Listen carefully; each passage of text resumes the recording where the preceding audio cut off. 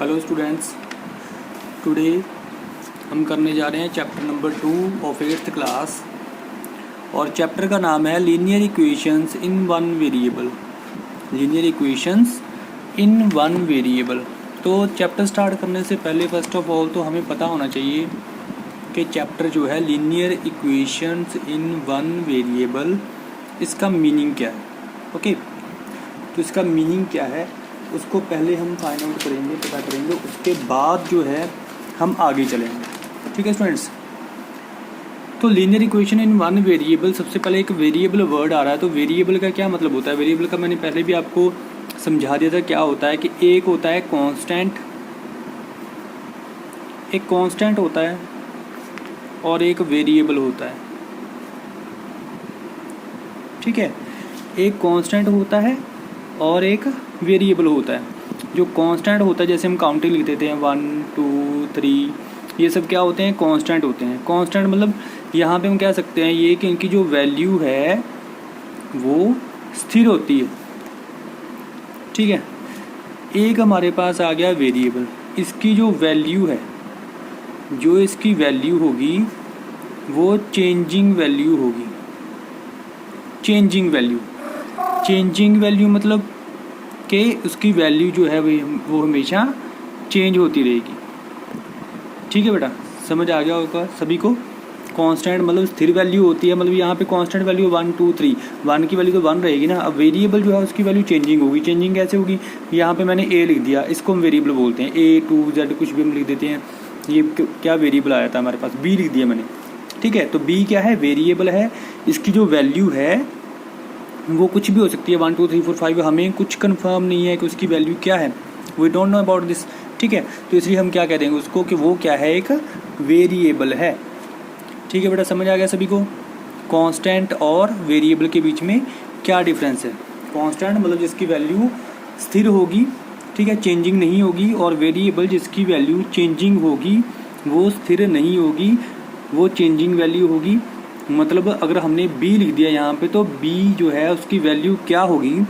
We don't know about it. इसके बारे में हमें पता करना पड़ेगा भी उसकी वैल्यू क्या है। जो हमें एक्सप्रेशन दिया होगा उससे हम पता करेंगे। ठीक है, तो हमारे पास नाम क्या था चैप्टर का?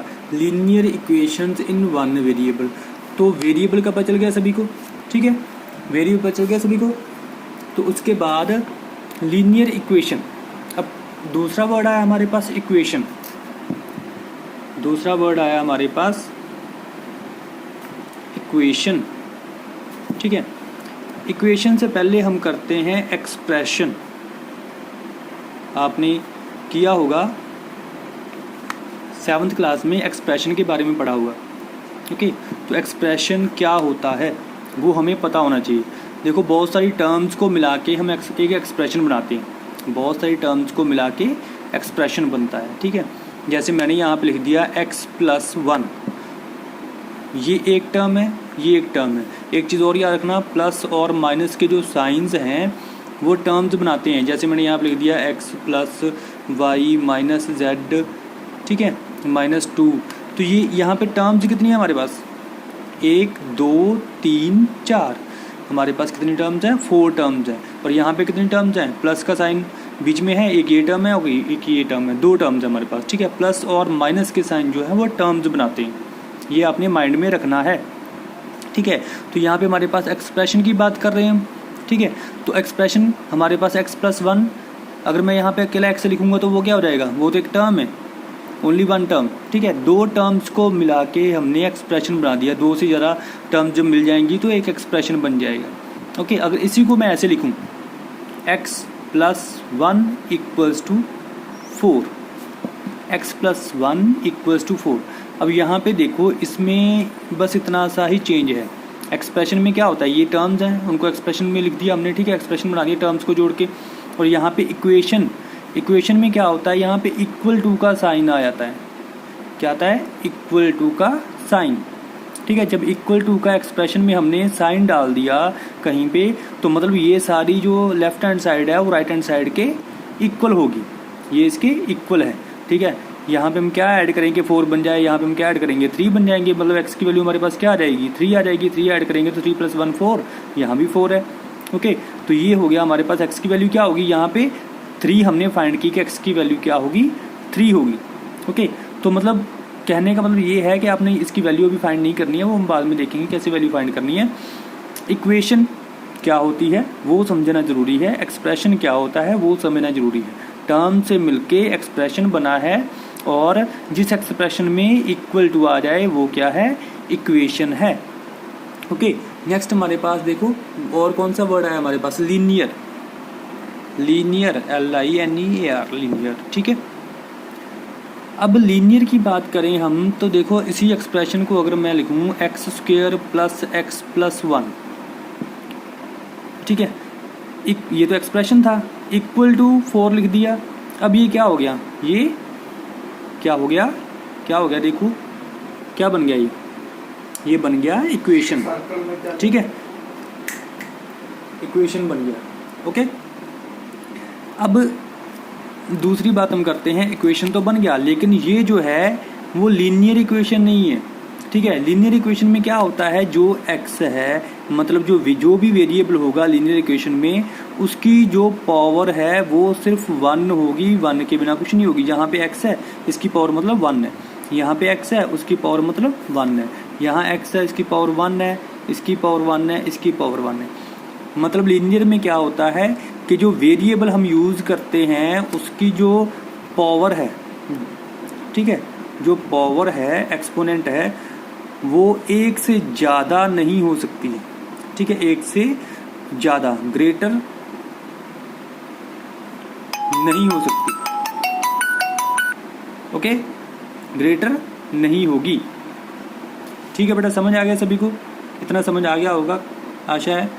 ओके, तो नेक्स्ट हमारे पास अब देखो आपको इक्वेशन पता चल गया क्या होता है, ठीक है, आपको वेरिएबल पता चल गया क्या होता है, ठीक है, आपको लीनियर पता चल गया क्या होता है कि पावर जो है अगर मैंने यहाँ पे y² + 2 लिख दिया = 4 तो ये क्या है, ठीक है, ये क्या है हमारे पास,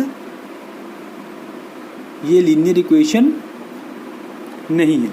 ठीक है, अगर मैं लिखूँ y + 2 = 4 तो ये हमारे पास लीनियर इक्वेशन है। ओके बेटा, क्यों नहीं है ये लीनियर इक्वेशन, क्योंकि यहाँ पे y की पावर कितनी है, 4 है, और यहाँ पे y की पावर 1 है, तो ये लीनियर इक्वेशन नहीं है और ये हमारे पास लीनियर इक्वेशन है। मतलब y की जो वेरिएबल हम यूज़ करेंगे उसकी जो वैल्यू है वो कितनी होगी, वो 1 होगी, 1 से ज़्यादा नहीं हो सकती है पावर की वैल्यू। ठीक है, समझ आ गया बेटा सभी को। अब हमारे पास है लीनियर इक्वेशंस इन 1 वेरिएबल। ठीक है, इन 1 वेरिएबल मतलब वेरिएबल, अब जो हमने इक्वेशन बनाई है लीनियर इक्वेशन जो होगी उसमें वेरिएबल कितने होंगे, कितने होंगे, कितने होंगे, 1। लीनियर इक्वेशंस इन 1 वेरिएबल। ठीक है, जो लीनियर इक्वेशन होगी ऐसी इक्वेशन, ठीक है, जिसमें इक्वल टू होगा वो इक्वेशन होगी, जिस एक्सप्रेशन में इक्वल टू हमने यूज़ किया होगा वो इक्वेशन होगी। ठीक है, और वो इक्वेशन होगी और वो लीनियर इक्वेशन होगी, पावर जो होगी किसी वेरिएबल की वो 1 से ज़्यादा नहीं होगी और उसमें वेरिएबल कितने यूज़ किए जाएंगे, 1 वेरिएबल यूज़ किया जाएगा। हम ऐसे नहीं कर सकते हैं x + y - z - 2, ऐसा नहीं होगा, ये इन 1 वेरिएबल नहीं है। कितने वेरिएबल आगे, 1 2 3 वेरिएबल आगे। ठीक है, तो हमने वेरिएबल कितने यूज़ करने हैं, ओनली 1 वेरिएबल जो है वो यूज़ करना है। ये है लीनियर इक्वेशन इन 1 वेरिएबल, एक ही वेरिएबल यूज़ होगा। ठीक है बेटा, आशा है कि इतना आपको समझ आ गया होगा। अपनी तरफ से मैं फुल ट्राई करूँगा कि आपको अंडरस्टैंड हो प्रॉपरली। ओके, तो नेक्स्ट हमारे पास है यहाँ पहला क्वेश्चन है, सॉल्व द फ्लोइंग x - 2 = 7। ठीक है, इसको हमने सॉल्व करना है। तो हम क्या करेंगे, यहाँ पे x के साथ 2 का रिलेशन क्या है, क्या ऑपरेशन है इन दोनों में, रिलेशन क्या है वो हम पहले देखेंगे। ठीक है, तो यहाँ पे x - 2 में रिलेशन क्या है, यहाँ पे x और 2 क्या हो रहे हैं, माइनस हो रहे हैं। ठीक है, तो हम क्या करेंगे, इसको हटाने के लिए यहाँ से और इसको इधर लाने के लिए हमने क्या करना होता है, नॉर्मली हम इसको जो भी कांस्टेंट होता है उनको उधर ले जाते हैं सभी को और x की वैल्यू जो है वो फाइंड कर लेते हैं। हमने x की वैल्यू यहाँ पे फाइंड करनी है। ओके, तो यहाँ पे इसको हटाने के लिए हम क्या करेंगे, दोनों साइड पे ये -2 है ना, माइनस हो रहा है, मतलब x और 2 क्या हो रहे हैं, माइनस हो रहे हैं, 2 के साथ क्या है, माइनस है, तो हम क्या करेंगे यहाँ पे +2 कर देंगे, -2 x - 2, इसको ऐसे का ऐसे लिखेंगे, साथ में +2, उधर भी क्या करना पड़ेगा, उधर भी सेम करना पड़ेगा, जो इधर करेंगे, जो हमने ऑपरेशन इधर यूज़ किया है वही उधर करेंगे, ठीक है। तो यहाँ पे x -2 +2 प्लस माइनस माइनस होते हैं, तो 2 बराबर हैं, तो क्या बचा यहाँ पे, कुछ नहीं बचा, वो कट गया आपस में, 0 बचा यहाँ पे, ठीक है। इक्वल्स टू यहाँ पे 7 + 2 9, ये हमारा आंसर आ गया।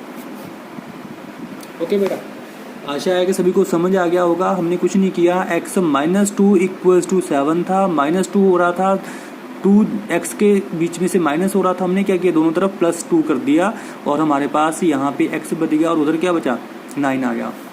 अब यहाँ पे देखो, यहाँ पे खुद देखो क्या करेंगे हम, वेरिएबल कहाँ पे है, ये रहा वेरिएबल, ठीक है, ये है हमारे पास वेरिएबल। तो वेरिएबल में 2 क्या हो रहा है, प्लस हो रहा है। अगर प्लस हो रहा है तो हम क्या करेंगे, आपने 7th में किया हुआ ये, अगर प्लस हो रहा है तो हम क्या करेंगे, दोनों तरफ माइनस कर देंगे, z +2 - 2, दोनों तरफ माइनस कर दिया, 6 में से भी -2 कर दिया और z +2 में से भी -2 कर दिया। अब यहाँ पे 6 - 2 प्लस माइनस, ये प्लस का है 6, ये माइनस का है 2, प्लस माइनस माइनस, तो हमारे पास कितना बचा, 6 - 2 4। साइन कौन सा आएगा, 6 जो है बड़ा है तो उसके साथ साइन प्लस का है, तो हमारे पास यहाँ पे प्लस का साइन आ जाएगा। इक्वल्स टू यहाँ पे प्लस माइनस माइनस, ये दोनों आपस में कट जाएंगे, तो हमारे पास z की वैल्यू क्या आएगी, 4, और z को इधर लिख देंगे, z = 4। ओके बेटा, आई थिंक अंडरस्टैंड हो रहा होगा सभी को। अब देखो, अब हमारे पास आगे हैं रेशनल नंबर्स भी आगे हैं, ठीक है। ये दोनों आपस में क्या हो रहे हैं, हमने पहले यही देखना है बस कि ये दोनों आपस में क्या हो रहे हैं, प्लस हो रहे हैं। तो प्लस हो रहे हैं तो 3/7 जो है x के साथ प्लस हो रहा है, 3/7 के साथ प्लस, मतलब प्लस माइनस हो रहे हैं। तो 3/7 कौन सा है, प्लस का है, ठीक है। तो दोनों तरफ क्या करेंगे, इसको 3/7 को माइनस करेंगे, ये एक रेशनल नंबर है, ठीक है, माइनस करेंगे दोनों तरफ। 3/7 + x - 3/7 = 17/7 - 3/7।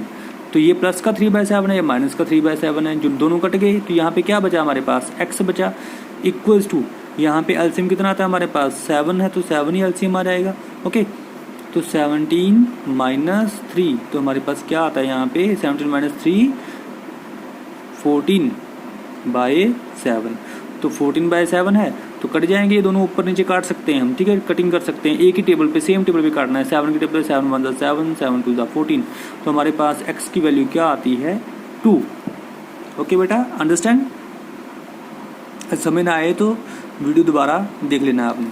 यहाँ पे देखिए t/5 = 10, t/5 = 10। अब देखो 5 जो है t के साथ इसका रिलेशन क्या है, क्या हो रहा है, ये क्या हो रहा है, क्या हो रहा है, डिवाइड हो रहा है, डिवाइड हो रहा है ना उसके साथ।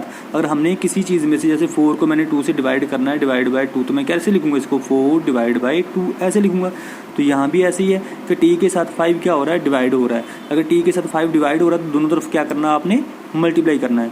t/5 × 5, यहाँ पे जो चीज़ डिवाइड हो रही है उसको दोनों तरफ मल्टीप्लाई कर देंगे, = 10 × 5, दोनों तरफ मल्टीप्लाई कर दिया, तो 5 से 5 हमारे पास कट गया, इधर तो कट ही जाना है, ठीक है, सॉल्व हमने उसी तरफ करना है।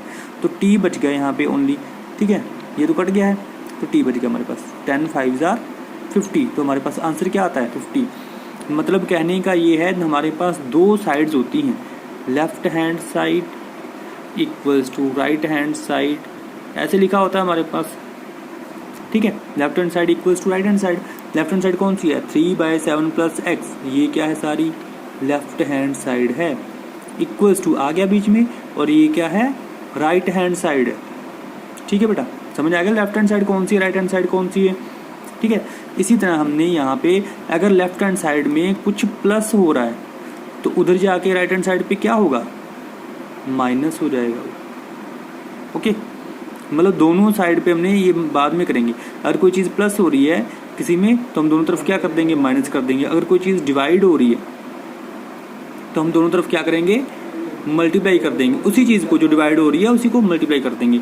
अगर कोई चीज़ सब्ट्रैक्ट हो रही है एक साइड पे, ठीक है, सब्ट्रैक्ट हो रही है तो दोनों तरफ क्या करेंगे, उसको ऐड कर देंगे।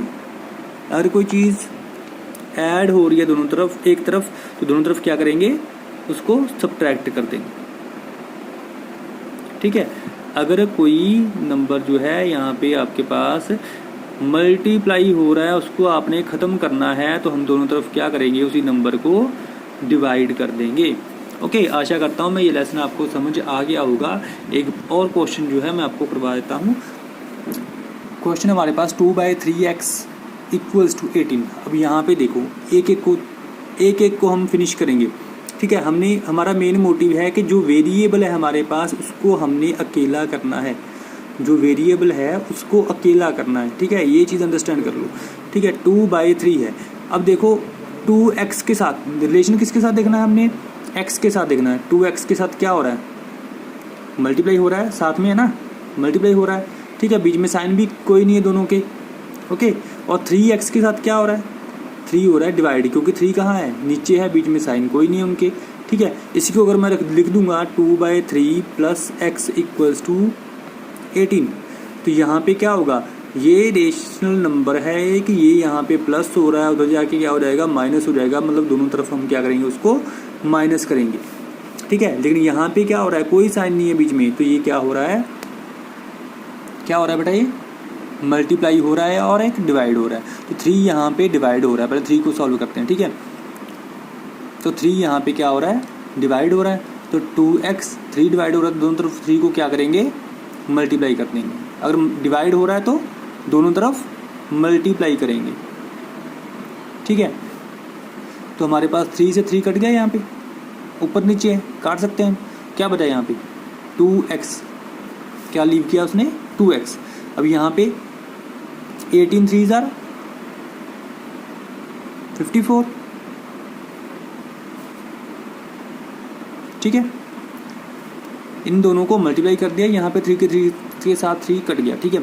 नेक्स्ट हमारे पास 2x बचा। अब 2x के साथ क्या हो रहा है, मल्टीप्लाई हो रहा है, दिख रहा है सभी को, 2x मल्टीप्लाई हो रहा है, तो 2x के साथ मल्टीप्लाई हो रहा है, तो हम 2 को क्या करेंगे, यहाँ पे डिवाइड करेंगे, मतलब नीचे लिखेंगे, इधर डिवाइड कर रहे हैं तो उधर भी डिवाइड करेंगे दोनों तरफ, ठीक है। 2 से 2 कट गया, तो क्या बचा हमारे पास, x इक्वल्स टू, यहाँ पे 2 को 54 से कटिंग करेंगे हम, 2 2 ज़ा 4, 2 7 ज़ा 14, तो हमारे पास आंसर क्या आता है, 27। तो ये बेटा कुछ सम थे, ठीक है, चैप्टर नंबर 2 के लीनियर इक्वेशन में वन वेरिएबल, ठीक है। तो आशा है कि आपको सभी को समझ आ गया होगा। अगर कुछ नहीं समझ आया तो आप कमेंट कर सकते हो, ठीक है। और वीडियो को लाइक भी कर देना अगर आपको अच्छा लगे तो, ओके। लाइक करना और सब्सक्राइब करना मेरी अगली वीडियो के लिए। ओके बेटा, गुड बाय।